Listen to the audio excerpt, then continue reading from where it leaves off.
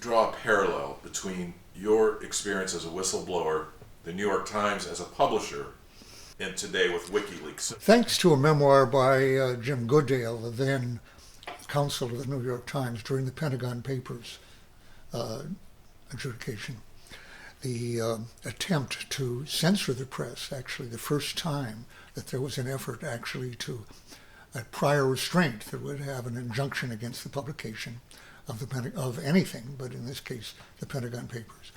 He revealed that he had known at that time that President Nixon, had impaneled a grand jury that was pursuing the prosecution of New York Times journalists like Neil Sheehan and Hedrick Smith. That was very little known up until quite recently. Most people don't know it yet.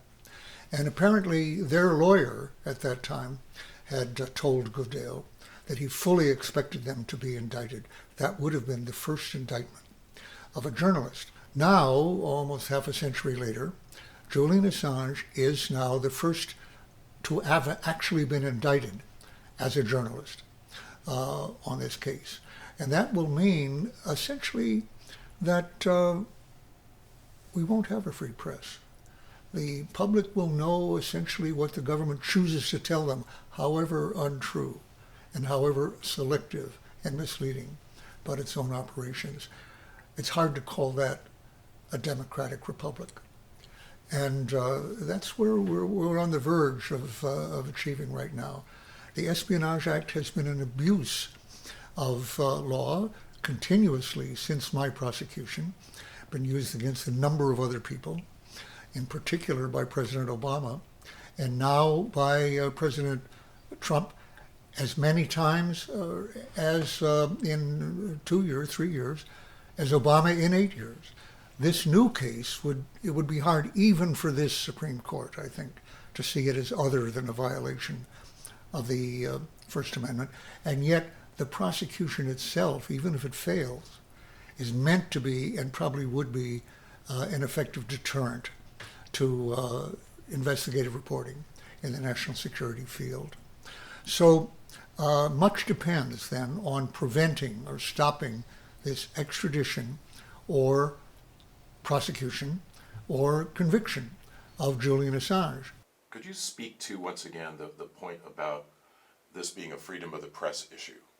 Well, the concept of journalism and publishing has taken a more expansive form in the digital age. So there are publishers who don't put out a single hard copy page. They do everything digitally. There are journalists who do their work and post the results.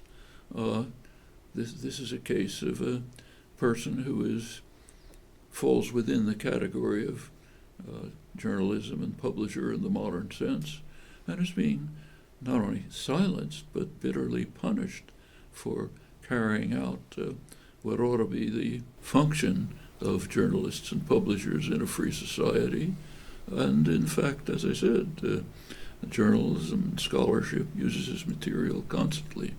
So the effort to silence him reminds me of Mussolini's dictatorship.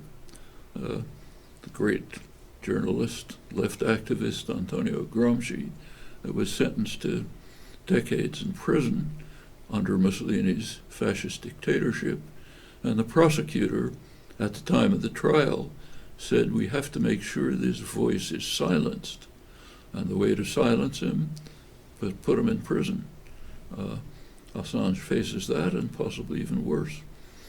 If the notion of freedom of press means anything, this is a textbook example of an effort to undermine it.